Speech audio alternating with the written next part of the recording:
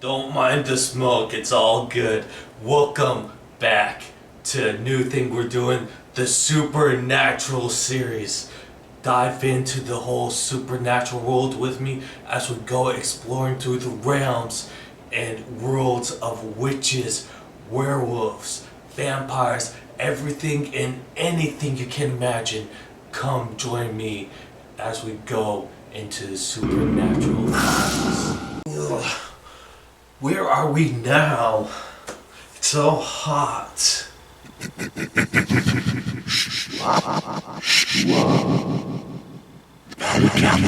What?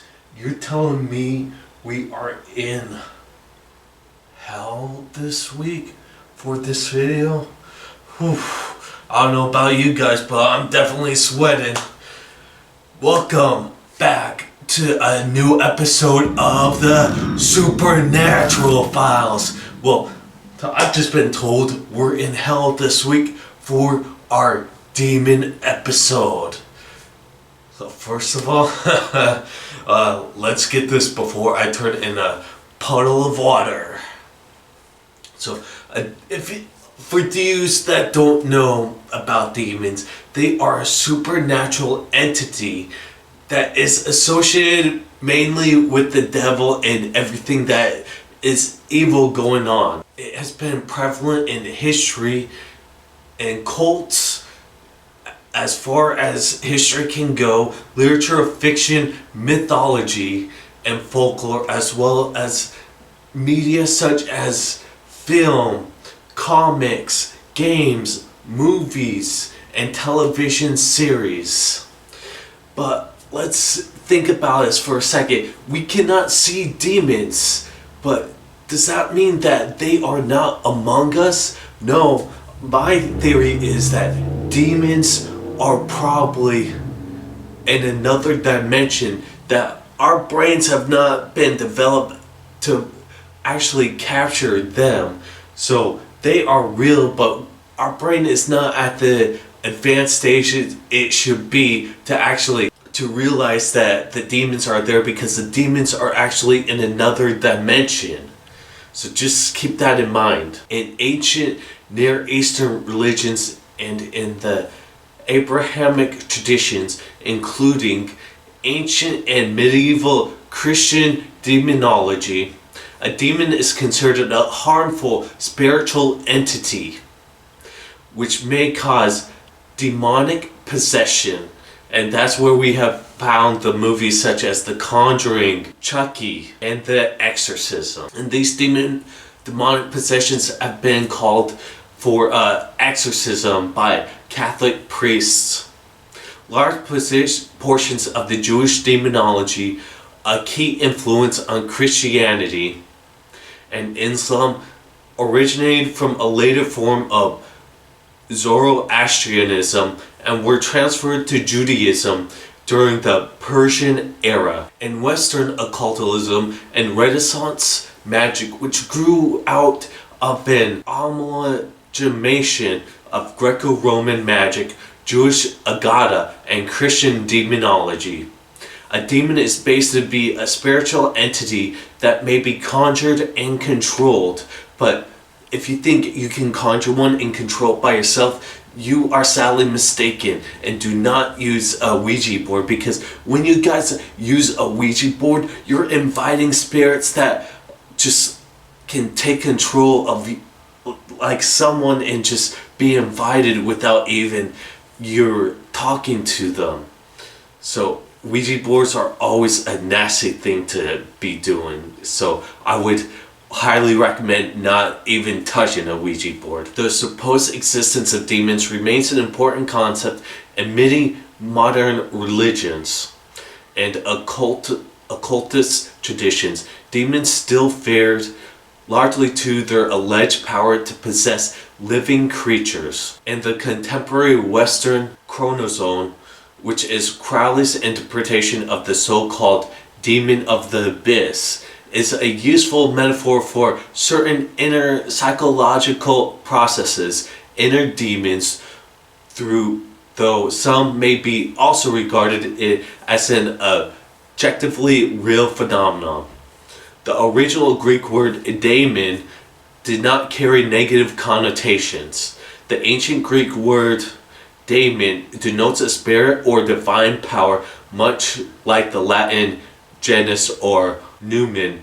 The Greek concept of daemon notably appears in the works of Plato, which it describes the divine inspiration of Socrates. And the word daemon they use for like the gods like Zeus, Apollo, Ares, Aphrodite, and all those gods they worship back then, they were daemons because they had a daemon for every single thing that they worshipped, and it brought them like good crops, good fishing, good land.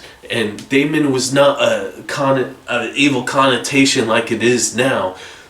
It was actually a good thing to have a daemon, but now it's been so transformed and mutated to the way it's not that good anymore. The first demon was created by Lucifer himself, an archangel, after God banished him from heaven for refusing to revere humans. In Lucifer's mind, like, the angels were the perfect creation that God gave birth to. But when God gave, I'm not trying to get all religious, but when God gave human life, He gave them free will, and they were like the apple of God's eye. And Lucifer did not like that because he loved God so much that he would do anything for God. And for God to forsake the angels like that, it just rubbed him the wrong way, and he was angered by that. In revenge, he took a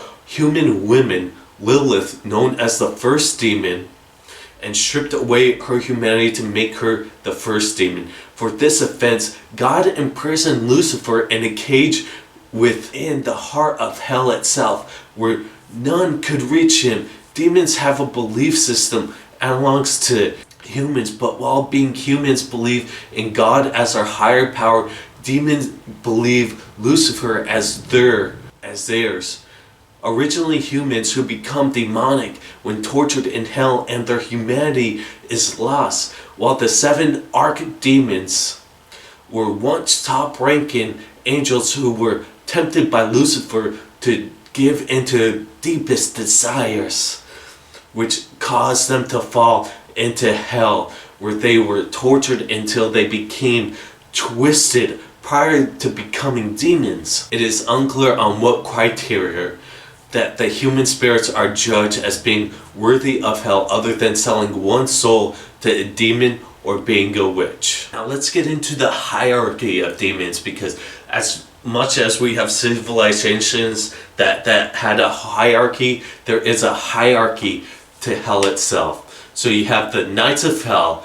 The 7 archdemons are at the top of the top, right below Lucifer and Lilith. You have white-eyed demons. The demons are the chiefs of staff. Yellow-eyed demons are the army generals. Then you have the red-eyed demons, who are the deal makers, which basically deal with people making deals to sell their souls. And then you have the black-eyed demons, the soldiers, thugs, henchmen, and minions. Hell was created sometime after Lucifer's rebellion. It is a place where demons are produced from human souls after centuries of torture. Human souls can get sent into hell after making deals or agreements with the crossroad demons or other demons. Like we talked about, the red-eyed demons. And we know of the crossroad deals because of Robert Johnson's song Crossroads. And that whole album was basically saying about the supernatural and how he made a deal, and how that the hounds were coming after him because his time was up. Hellhounds hunt and kill humans, are constantly being created as they occupy positions. Hellhounds hunt and kill humans who made a demonic agreement, and the human soul is sent to hell. Black-eyed demons are constantly being created, and they occupy positions on earth. Time itself is also altered as hell, as 4 months on earth can be equivalent to 40 years in hell. Everyone knows about Dante's Inferno, how there are layers to hell, And let's get into the layers of hell that he describes, because they also deal with the demonic thing. The first circle is called limbo. It is resided by virtuous non-Christians and unbaptized pagans who are punished with eternity in an inferior form of heaven.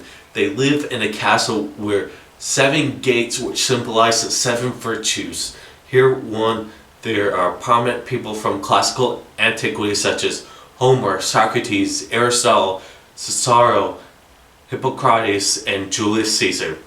The second circle is lust. One will find people who were overcome by lust. They are punished by being blown violently back and forth by strong winds, preventing them to find the peace and rest that they so long for.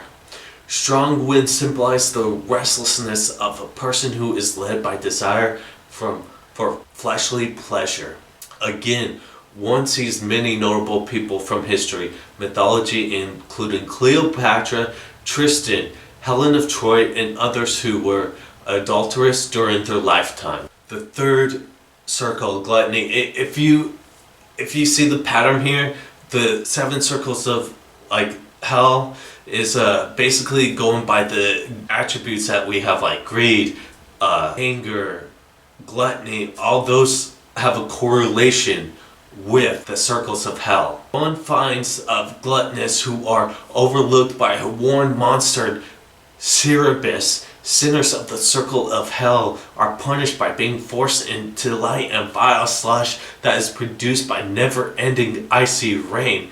The vile slush symbolizes personal degradation of one who overindulges in food, drink, and other worldly pleasures, with the inability to see others lying nearby represents a gluttonous, selfish, and coldness. The fourth circle is greed, and we've all been part of greed, because whether one way or another, we have always wanted greed, whether it be money to get that latest new item or just to pay bills. You always want that money because that is the core essence of greed, and greed is the core essence of how we live our lives. One sees the souls of people who are punished for greed. They are divided into 2 groups: those who hoarded possessions and those who lavishly spent it. Jousting.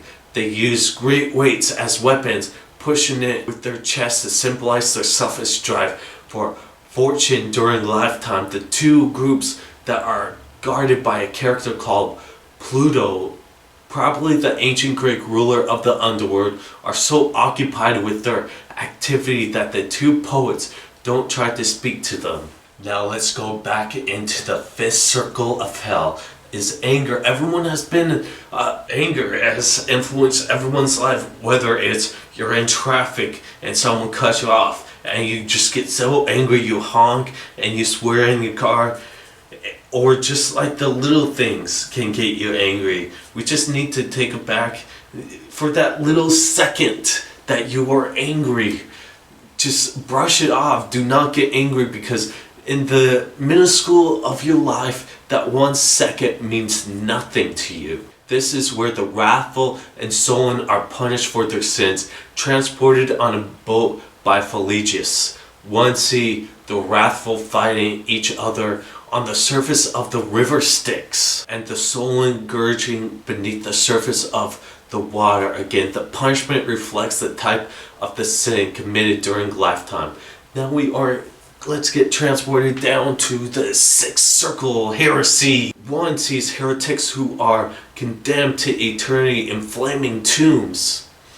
Here one talks with a couple of Florentines, Verona degli Uberti and Cavalcanca de Cavalcanti. But one also sees other notable historical figures, including the ancient Greek philosopher Epicurus, Holy Roman Emperor Frederick II, and Pope Anastasius II. Now we are going into the 7th circle of hell, violence. The 7th circle of hell is divided into 3 rings. The outer ring is the house murderers and others who were violent to other people and property. Here one sees Alexander the Great, Dionysius the First of Syracuse, and Guy de Montfort, and many other notable historical and mythological figures such as the Centaurus. Sank into a river of boiling blood and fire. In the middle ring, the poet sees suicides who have been turned into trees and brushes, which are fed upon by the harpies themselves. But one also sees profligates, chased and torn by pieces of dogs. In the inner ring are blasphemers and sodomites, residents in a desert of burning sand and burning rain falling from the sky. And people have said that when they see this, the desert that burns them, that they can see dragons just flying, dragon demons flying around up in the sky. The eighth circle is fraud. One reaches it on the back of Jiren, a flying monster with different natures, just like the fraudulent.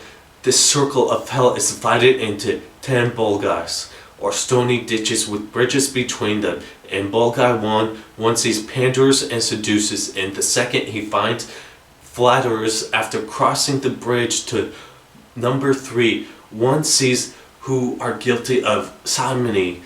After crossing another, are housing corrupt politicians and 6 hypocrites. And in the remaining 4 ditches, one finds hypocrites, thieves, evil counselors and advisors. In 8, they find divisive individuals, 9 various falsifiers such as alchemists, perjurers, and counterfeits, as in 10. Now let's get into the ninth circle of hell, the final and most dangerous one. The ninth circle of hell is treachery. It's divided into 4 rounds according to the seriousness of the sin. Through all residents are frozen into an icy lake. Those who committed the most severe sin are deeper within the ice. Each of the 4 rounds are named after an individual who personifies the sin. Thus, round 1 is named Cana, after Cain, who killed his brother Abel. Round 2 is named after Antenor, after Antenor of Troy, who was Priam's counselor during the Trojan War. Round 3 is Plomacia, after Plomi, son of Abubus. Round 4 is named Judaica, after Judas Iscariot, the apostle who betrayed Jesus with a kiss. Lesser demons usually do not have bodies of their own, except in the case of archery demons, who can manifest as human children, though the 7 archdemons do have their own bodies, but they must become incorporeal to possess humans alive or recent deceased via demonic possession. The presence of demons may leave traces of sulfur or the rotten egg smell. Exorcism will drive the demon from its human host and return it to hell. A possession human may incur physical damage while the demon is present, including fatal injuries, but will survive until they're dispossessed. A high volume of dispossessed individuals die. Demons seem to enjoy wearing out their hosts. Humans possessed by demons exhibit black, red, yellow, or white eyes depending on the demon involved.